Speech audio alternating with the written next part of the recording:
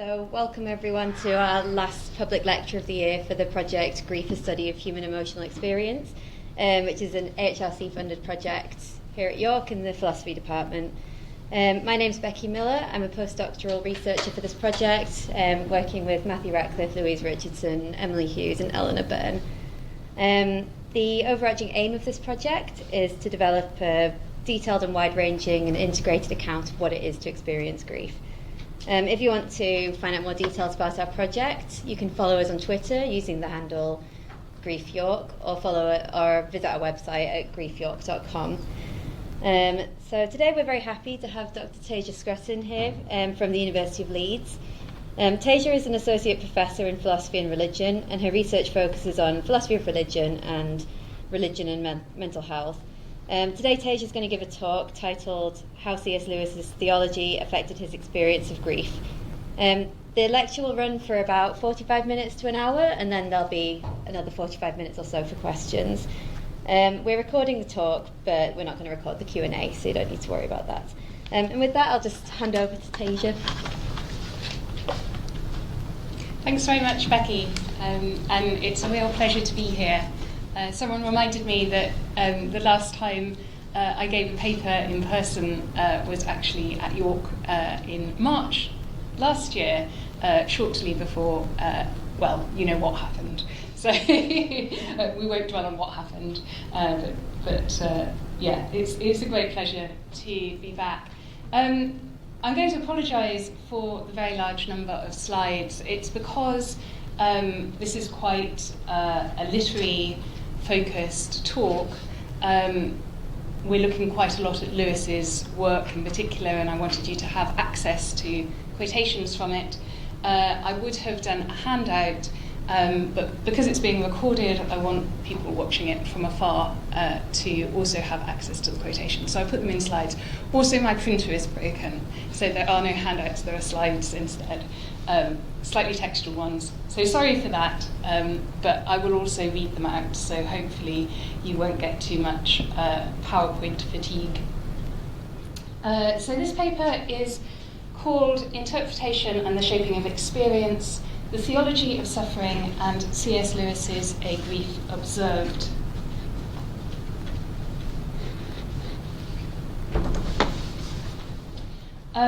So what I want to do in this paper is persuade you of an extremely simple thesis, and that is that someone's interpretation affects their experience. And here we're going to be talking about the way that interpretation affects the experience of grief, specifically religious interpretation, theological interpretation. And you may think, well, interpretation affects experience. What are your intuitions about that? Well, you might think that sounds bizarre. Surely there's kind of raw experience. Interpretation might be put on top of that, might give another layer to that, but fundamentally there's raw experience, and that's going to be common to all people, so everyone's experience of grief is going to be somewhat similar. So if that's your intuition, then I hope that this paper will make you think again about that. On the other hand, it may be that your intuition is something like interpretation affects experience. Well, of course it does. Like that's kind of what I would expect. And if that's the case, then what I hope I'm presenting to you is a kind of extended reflection on the way that interpretation affects experience. So a kind of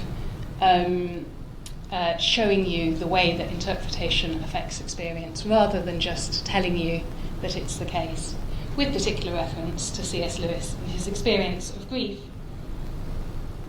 So the way that I'm going to argue this central thesis, that interpretation affects experience, is to begin by looking at Lewis's journal of grief, a journal called A Grief Observed, which I'll tell you a bit more about in a minute, and to point to some familiar features, some familiar aspects of grief that I think a lot of people in the context of bereavement will recognise, but also some distinctive features, some unusual aspects of Lewis's experience of grief. Things that have struck people as not like their own grief. And I'm going to suggest that these distinctive aspects, these distinctive features, invite some kind of explanation, because they're not common to most people's experience of grief. And I'm going to say that the explanation that we might give relates to theological themes that you find in Lewis's work. And in particular, these themes are a purgative theology of suffering, the dark night of the soul, and negative or apophatic theology. If you don't know what those things are, don't worry, because you will by the end of this lecture. And what I want to suggest is that Lewis's theology may help us to make sense of the distinctive features of his grief. So in other words, he has this theology, and this theology affects his experience of grief when he comes to grieve. And so there's going to be quite a lot of theology in this, as well as quite a lot of looking at experience of grief. Theology, perhaps more interesting to religious people than non-religious people, but I'm going to give at least one reason why you might think that this is interesting and relevant and important to non-religious people as well as to religious ones. So I'll start by saying a little bit about this book, A Grief Observed. It's quite a good choice to write something on because it's very short, so you don't have to wade through very much. It's an edited version of a journal Lewis kept after the death of his wife, whom he calls H in the journal. Her name was Joy, but her first name, which she didn't use, was Helen, so that's why he refers to her as H. And he initially published it pseudonymously, so you can see there, that's the first edition, and it was published with the name N.W. Clark. People soon realised it was written by Lewis because it's very much in the kind of C.S. Lewis style. Now, David Mann, his wife, died on the 13th of July in 1960, and he submitted the journal for publication very soon after that, only a couple of months after that, so the 27th of September 1960. It doesn't have dates in it. It's not very easy to see what the space is between the different entries, but it seems to be a kind of undefined period of about a month that the journal covers. Joy and C.S. Lewis, Jack, first had a marriage of convenience. In 1956, they'd become great friends, and she wanted to remain in the UK. She was an American. And so they got married so that she could have her visa. But then they fell in love, and they were both Christians, so they had a Christian rite the following year. And by that time, Joy was already dying, so the service took place at her hospital bed. And she didn't live very long after that, years after that. And there were remissions and sort of signs that she might not die, but ultimately she did die. The book, the journal, was highly regarded from the outset. There are records of how the publishers, reviewers received it. They were extremely positive. They talked about it having been written by a person of singular intelligence, and it became relatively well known quite quickly. Lewis himself was recommended it by his friends because they didn't realise he had written it, to help him cope with his experience of grief. And interestingly, it's still recommended by therapists to people in bereavement today. So a friend of mine who's a counsellor, when I said I was writing this paper, she said, that's the first book I recommend to people in the context of bereavement. And I did a very quick Google search. The first thing that came up was this site, Much Loved Recommended Bereavement Books and Funeral Poems. And I think it had about 6 books, and C.S. Lewis's A Grief Observed was one of them. I didn't go through any others, but I think it seems to be still highly regarded, still used by therapists. It seems to resonate to an unusual degree with people.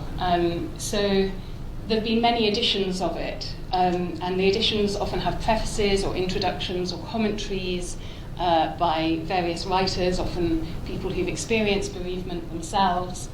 And this commentary is by Kate Saunders, a writer, and she notes that there is so little literature about the weird landscape of grief. A Grief Observed is the most accurate account of bereavement in all its shock and guilt and pain that I have ever seen, and reading it made me cry with the relief of not being entirely alone. So that's in 2015. It still seems to resonate very strongly with people today. So I think there are a number of themes and features of Lewis's experience noted in the journal that at least seem to me, from my own, albeit limited experience of bereavement, to be very familiar ones. So I'll read a few of these out, just to give you a sense, and this was obviously Kate Saunders' intuition as well. But these are the ones that strike me as familiar. No one ever told me that grief felt so like fear. I am not afraid, but the sensation is like being afraid. The same fluttering in the stomach, the same restlessness, the yawning. I keep on swallowing. Or again, there is a sort of invisible blanket between the world and me. I find it hard to take in what anyone says. Yet I want the others to be about me. I dread the moments when the house is empty. If only they would talk to one another and not to me. Or again, her absence is like the sky spread over everything. And again, I look up at the night sky.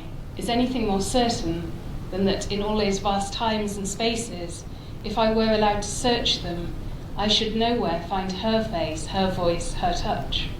She died, she is dead, is the word so difficult to learn. So you can disagree with me here. You're welcome to disagree with me, but it just strikes me that those are going to be recognisable to a number of people in the context of grief. But several people also writing commentaries on this tiny journal, this minuscule journal so much has been written on. Several people also note that their experience of grief, or Lewis's experience of grief, is unlike theirs in some key respects. Madeleine L'Engle notices this in her preface to one edition of Grief Observed. Maureen Freely notices it in one of the commentaries on Grief Observed. We'll come on to those in a minute. Douglas Gresham, who was Lewis's stepson, Joy Davidman's son, notes that the A in A Grief Observed is very important. He didn't just call it Grief Observed, as though to say this is what grief is like and I'm observing it. He called it A Grief Observed because it was his particular experience of grief, and that's not everyone's grief.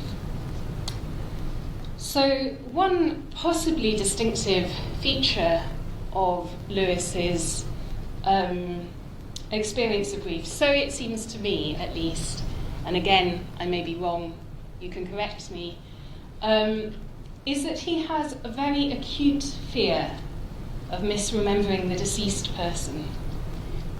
So his fear of forgetting what she's really like, and instead constructing some kind of sentimental image of her, is very, very acute, and it dominates his experience of grief. He talks about it really, really early on in the journal, and in a way he never stops talking about it.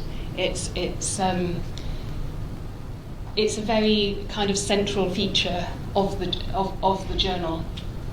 So, for example, page 4 of the journal, he says, but the bath of self-pity, the wallow, the loathsome, sticky sweet pleasure of indulging it, that disgusts me. And even while I'm doing it, I know it leads me to misrepresent H herself. Give that mood its head, and in a few minutes I shall have substituted for the real woman a mere doll to be blubbered over. Thank God the memory of her is still too strong. Will it always be too strong to let me get away with it? And this is a theme that recurs throughout the book. To give another example, already less than a month after her death, I can feel the slow, insidious beginning of a process that will make the H I think of into a more and more imaginary woman. Founded on fact, no doubt, I shall put in nothing fictitious, or I hope I shan't. But won't the composition become more and more my own? The reality is no longer there to check me, to pull me up short, as the real H so often did, so unexpectedly, by being so thoroughly herself and not me. And again, slowly, quietly, like snowflakes, like the small flakes that come when it is going to snow all night, little flakes of me, my impressions, my selections, are settling down on the image of her. The real shape will be quite hidden in the end. 10 minutes, 10 seconds of the real H would correct all of this. And yet, even if those 10 seconds were allowed me, 1 second later, the little flakes would begin to fall again. The rough, sharp, cleansing tang of her otherness is gone. So again, a really, really acute fear that recurs in the journal, especially in the first half of the journal, about the possibility of misremembering H, of constructing some kind of sentimental view of her, that there's no longer the reality of her to dispel. That seems to me like a distinctive rather than a very familiar experience of grief. And the other one that a number of people have pointed to, I think the sense of misremembering the person was mostly my own intuition on this, but certainly this second distinctive aspect is something other people have noted as well, is that Lewis has a very strong sense of God's absence in the experience of grief. So, for example, early on in the journal, he says, "Meanwhile, where is God? This is one of the most disquieting symptoms. Go to him when your need is desperate, when all other help is in vain. And what do you find? A door slammed in your face and a sound of bolting and double bolting on the inside. After that, silence. You may as well turn away. The longer you wait, the more emphatic the silence will become. There are no lights in the windows. It might be an empty house." So a couple of people at least have noticed that this is quite distinctive. This doesn't fit at least their own experience of grief. Maureen Freely, who's an atheist and who was brought up in a non-religious context, says that while much of Lewis's experience is recognisable to her, what made no sense to me was the question that makes its first appearance in the 7th paragraph and dominates the rest of the book. That is, meanwhile, where is God? She says, what did he mean by this question? What was lurking underneath? And again, but differently, Madeleine L'Engle, a writer who also wrote a preface on A Grief Observed, who's a Christian, talks about her experience of bereavement of her husband, and she contrasts her own grief from Lewis's in the following way. She says, "Perhaps I have never felt more closely the strength of God's presence than I did during the months of my husband's dying and after his death." So both an atheist and another Christian seem to regard Lewis's grief as not resonating with their own, of having these distinctive qualities. So we have these two distinctive themes in Lewis's experience of grief: an acute fear of misremembering the deceased person, of misremembering H, and a sense of God's absence. Both dominate the book, and especially the first half. As we'll see, their resolution is a significant feature of the second half. And regarding both, Lewis comes to believe that both his love for his wife and his faith in God are or were inadequate and needed to be shattered by the experience of grief. So, for example, he says, I begin to see my love for H was of very much the same quality as my faith in God.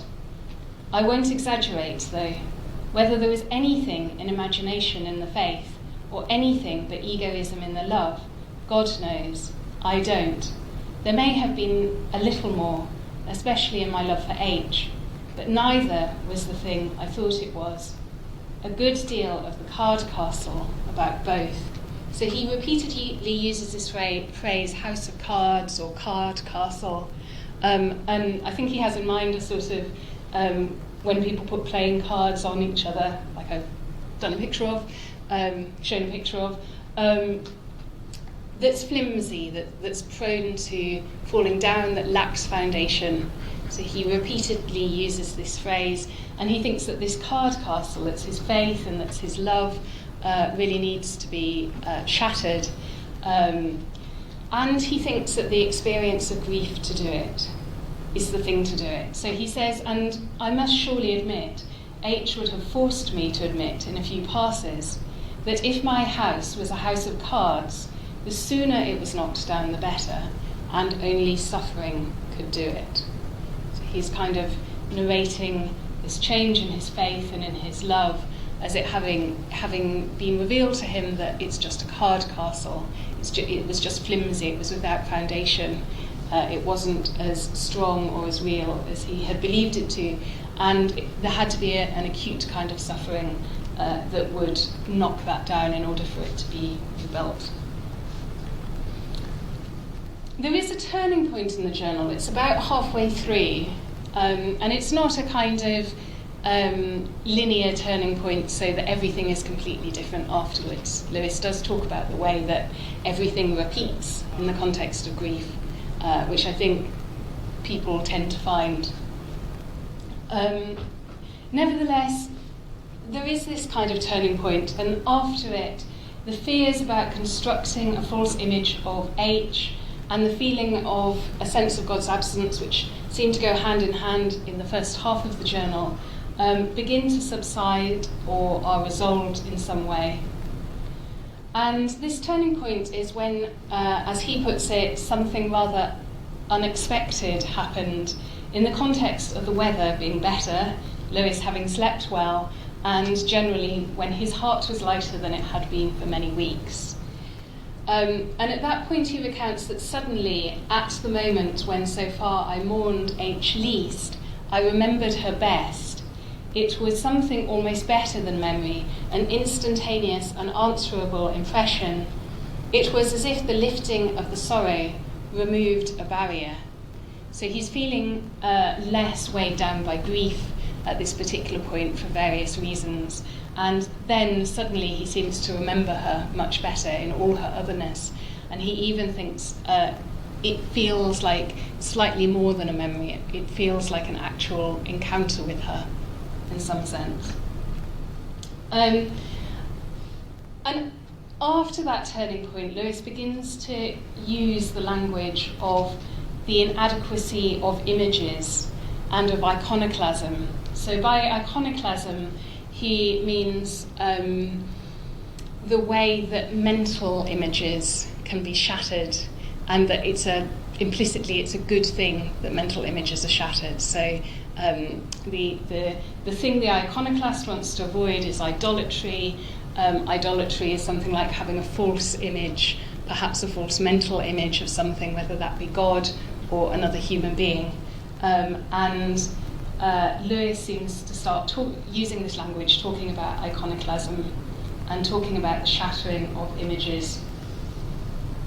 And he thinks that reality itself is iconoclastic. He says reality is iconoclastic. Mental images are so often shattered by human experience, and this includes, for example, the experience of grief. But he's much kind of, there's a lot of resolution in the language here. A lot of the issues that have come before are resolving themselves somewhat. So, for example, having been very acutely fearful of misremembering his wife, he at this point says, it doesn't matter that all the photographs of H are bad. It doesn't matter, not much, if my memory of hers is imperfect. Images, whether on paper or in the mind, are not important for themselves. They're merely links. Take a parallel from an infinitely higher sphere. Tomorrow morning a priest will give me a little round, cold, tasteless wafer. Is it a disadvantage? Is it not in some ways an advantage that it can't be pretended to be, that it can't pretend the least resemblance to that with which it unites me? So he's thinking here of the Eucharist, of taking the host or bread at the Eucharist, and that's supposed to unite him with Jesus in some way. In fact, according to at least some Christians, it is Jesus. And he's saying it doesn't look anything like Jesus. Point that's been made quite often. But is that not, in some ways, an advantage that it doesn't have the least resemblance? So in the same way, he's no longer bothered that the photographs of his wife are bad, that the memory that he has of his wife is bad. He thinks that that is not an obstacle to being united with her. And equally, having seen her death as a kind of separation, which they can never be reunited in the same way, he actually begins to talk about his marriage as continuing after her death. So he's still, in some sense, married to her. He's still united to her in marriage, albeit it being a very different kind of relationship. So again, there's this, both in the case of H and God, there's this concern with being united with the person, and he no longer thinks that not having images of them, accurate images of them, is a concern. A few more examples of this. He says, all reality is iconoclastic, so all reality shatters our images, our mental images. The earthly beloved, even in this life, incessantly triumphs over your mere idea of her, and you want her with all her resistances, all her faults, all her unexpectedness. That is in her foursquare and independent reality, and this, not any image or memory, is what we are to love still after she is dead. He, I think, interestingly, continually draws parallels with his relationship with God and his relationship with H. So there's a similar trajectory, and he's often saying the same sorts of things about them.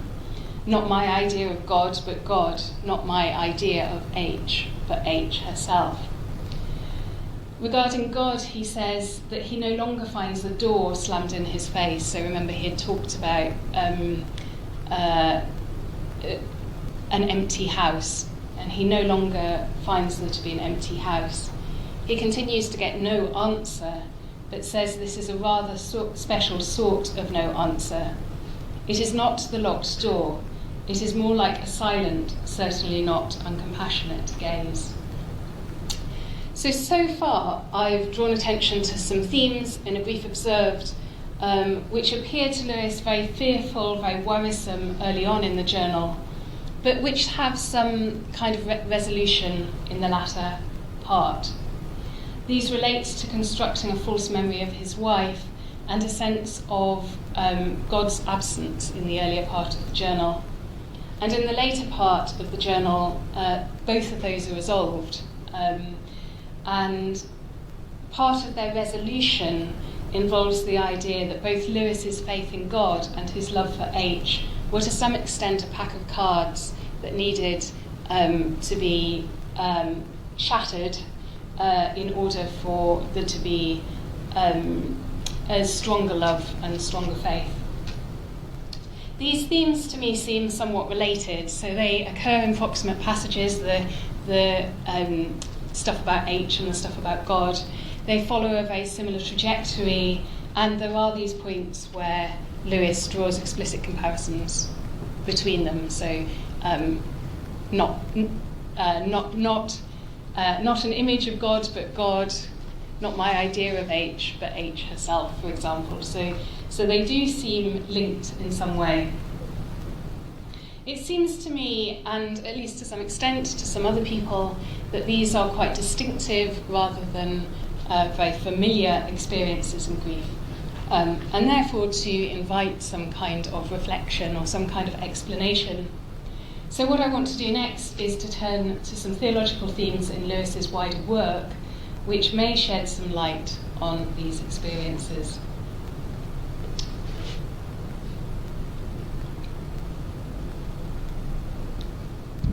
So he's obviously quite serious talking about grief.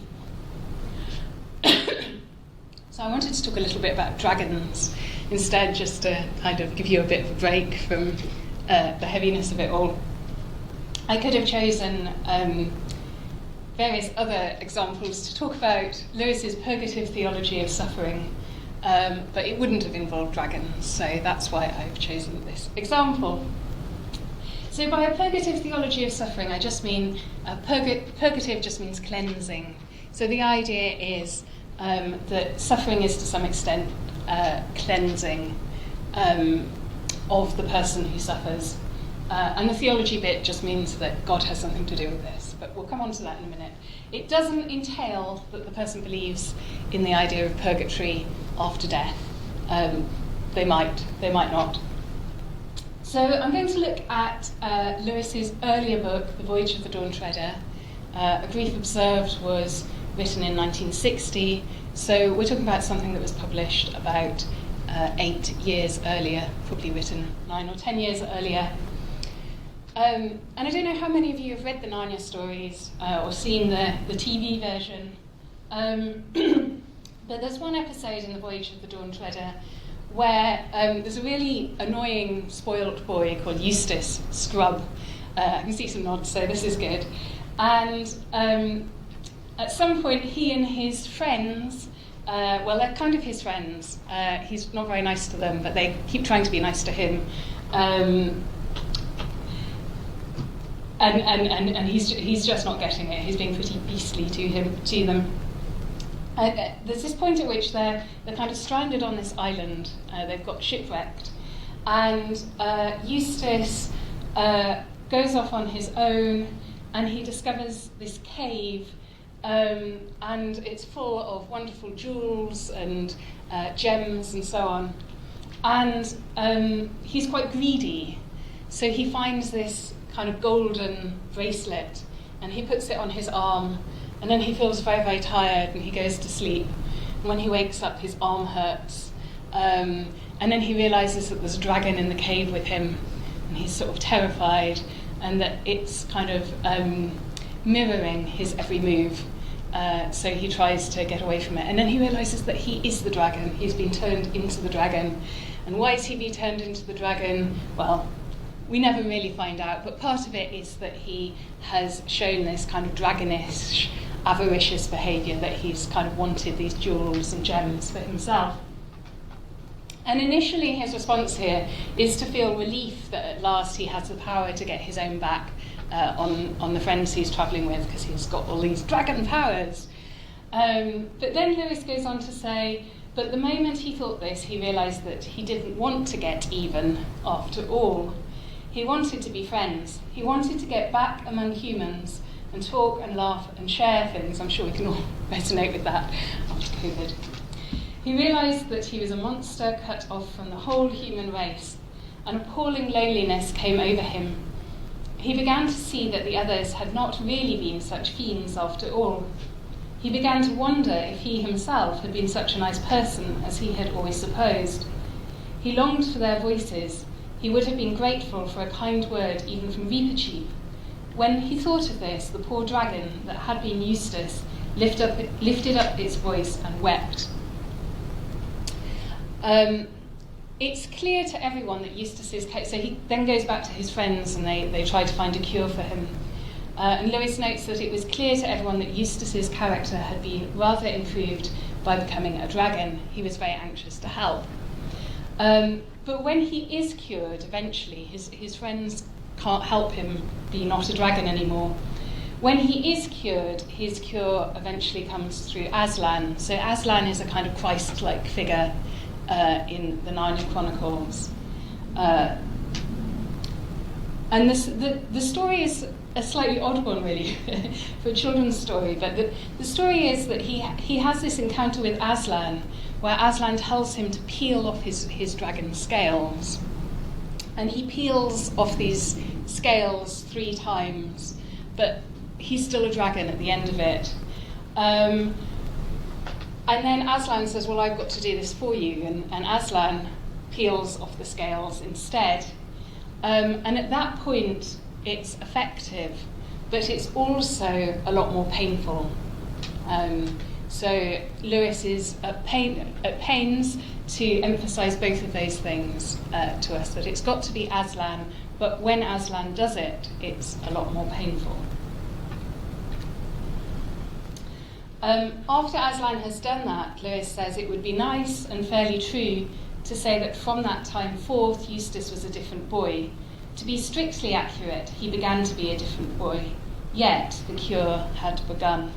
So it's a kind of transformation it's a kind of story about transformation, about the cleansing, in this case descaling of someone from these kind of bad characteristics, and through this experience of suffering, they come to be cured of their nastiness.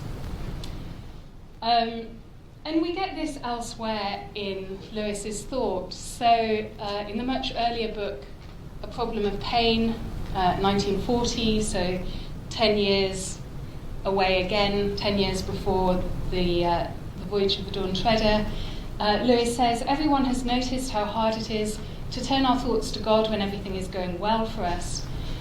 What then can God do in our interest but to make our own life less agreeable to us and take away the plausible source of happiness? So here you get an idea that you also get in A Grief Observed, that it's hard to kind of think about God and be prayerful and so on when life is going really well. And therefore Lewis is suggesting that God might actually cause life to go less well in order to cause the person to start thinking about God again. So this is what I'm calling a purgative theology of suffering. And this is closely related to another theological theme I think is important in A Grief Observed and also to Lewis's thought more generally. And that's the idea of the dark night of the soul.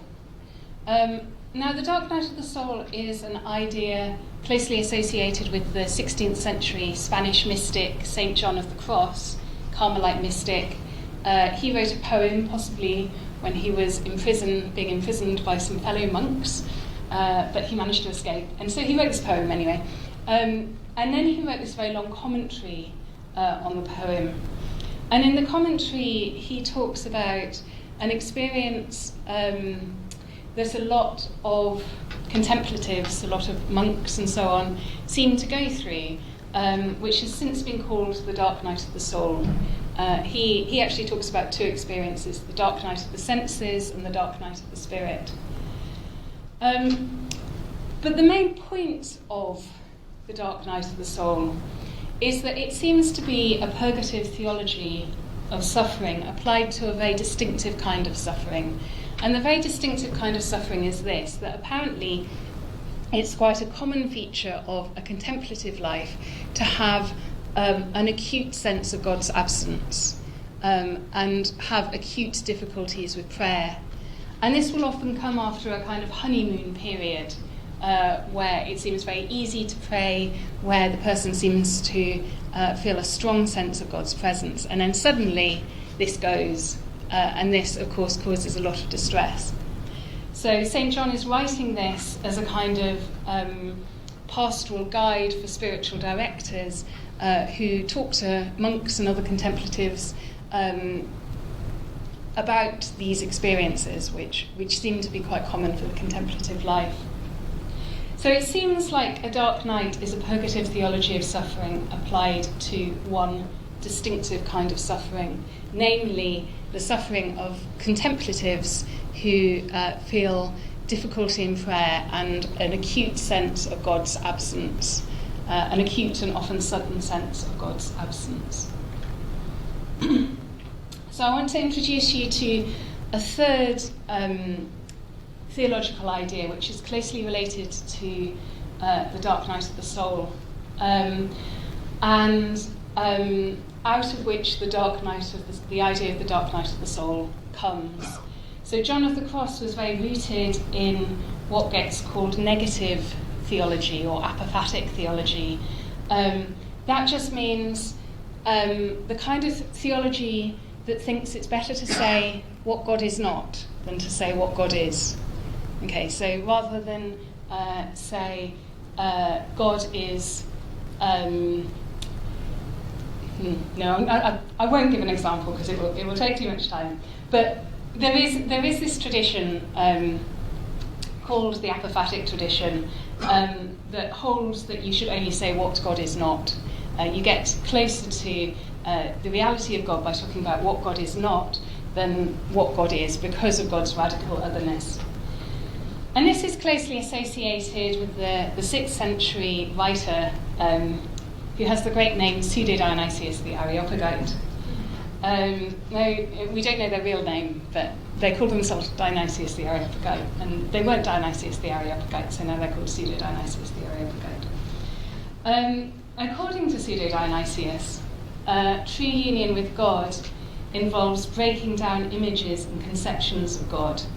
These images and conceptions are very helpful to spiritual beginners, but they're a hindrance to the spiritually advanced. So the negative theology of Pseudo-Dionysius is strongly iconoclastic in the sense in which Lewis uses the term. We don't know whether Pseudo-Dionysius is a man or a woman, so I'm going to presuppose that she's a woman for a change. So these are some of the strongly apophatic things that Pseudo-Dionysius says. She says, she begins by addressing God, Trinity beyond all essence, all divinity, all goodness. It's quite common for people to say God is good. Pseudo-Dionysius is kind of more radical in that because she says God is beyond goodness. She instructs readers to leave behind the senses and the operations of the intellect. So it's not a kind of leave behind the senses, but the intellect's great. It's actually leave behind the intellect as well, in order to ascend to union with him who transcends all being and all knowledge. And she worries about attachments to the objects of human thought. So she's not primarily worried about attachment to material goods, that's quite common, but actually to the objects of human thought as well. And she emphasises that God transcends negative as well as positive attributions. So I think it can be tempting to think, well, this is an apophatic writer, so they're saying negative attributions, what God is not is fine, it's positive attributions that are a problem. But Pseudo-Dionysius actually thinks that both are ultimately inadequate because God ultimately transcends the negative ones as well as the positive ones. So she says there is no contradiction between the affirmations and the negations, inasmuch as God infinitely perceives all conceptions of privation, being beyond all positive and negative distinctions. Now, Lewis engaged with the ideas of both Pseudo-Dionysius and St. John of the Cross in his significantly pre-grief observed works, like Miracles, that's an early 1947 book, and also in books written shortly afterwards and published posthumously, such as The Discarded Image, that's an academic book, and Letters to Malcolm, chiefly on prayer, That's another of his kind of popular or accessible Christian books. So, for example, in his letters to Malcolm, Lewis talks about the way that not only anthropomorphisms, but also the abstractions intended to counter them are inadequate and misleading in relation to God. So I think here, in the same way that Pseudo-Dionysius talks about positive and negative attributions, Lewis is substituting these with anthropomorphisms, so things where God sounds like a human being, but also abstractions that are intended to counter them. So that's more like the negative attributions in Pseudo-Dionysius. So, for example, he says, this talk of meeting God is no doubt anthropomorphic, as if God and I could be face to face, like two fellow creatures, when in reality he is above me and within me and below me and all about me. That is why it must be balanced by all manner of metaphysical and theological abstractions. But never, here or anywhere else, let us think that while anthropomorphic images are a concession to our weakness, the abstractions are the literal truth. Both are equally concessions, each singly misleading, and the two together mutually corrective. Unless you sit to it very lightly, continually murmuring, not thus, neither is this thou, the abstraction is fatal. It will make the life of lives inanimate, and the love of love impersonal. So here I think we have Lewis talks about Pseudo-Dionysius explicitly, but I think here, more interestingly, Lewis is actually taking bits of Pseudo-Dionysius and kind of adapting them. So whereas Pseudo-Dionysius says not only positive but also negative language about God is inadequate, Lewis says not only anthropomorphic language but also the abstract language intended to correct it is inadequate. And he does draw a direct parallel between the idea of abstract language and the idea of negative language.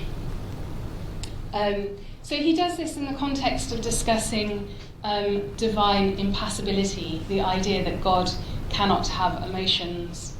And he says we're always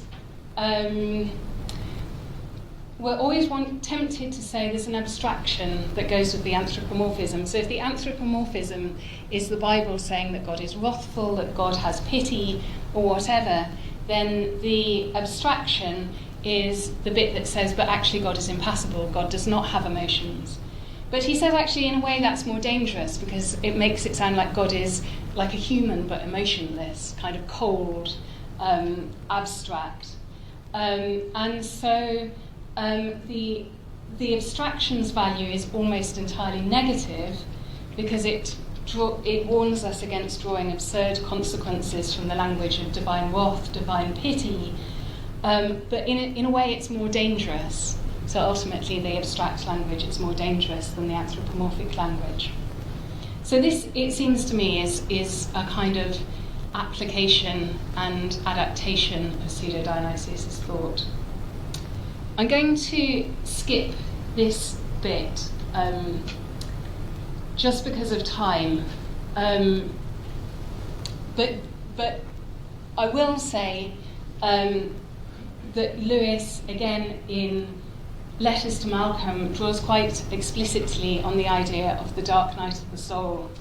And perhaps most importantly for our purposes, he talks about the way in which the dark night of the soul is something experienced by saints, and something, therefore, that is about the person who is especially holy or close to God being brought even closer to God through a sense of God's absence. So he's very familiar with this idea that you get in St. John of the Cross. So in summary, Lewis's theology of suffering includes a purgative take on suffering. He regards suffering as cleansing, and that's sometimes regarded as etiological in the sense that he thinks God might actually cause suffering in order to help the person grow, in order to cleanse them, in order to be purgative. He has an interest in the distinctive form of purgative suffering that is the dark night of the soul, and which involves very distinctively an acute sense of God's absence. Like, there's loads of kinds of suffering, but the dark night of the soul is specifically about this acute sense of God's absence that contemplatives so often experience. The dark night of the soul is both indicative that the person is close to God, but also that the suffering that they experience of God's absence somehow brings them closer to God. We can talk about why that is, why that should be the case. And in the same tradition as St. John of the Cross, we have Pseudo-Dionysius, who Lewis also engages with.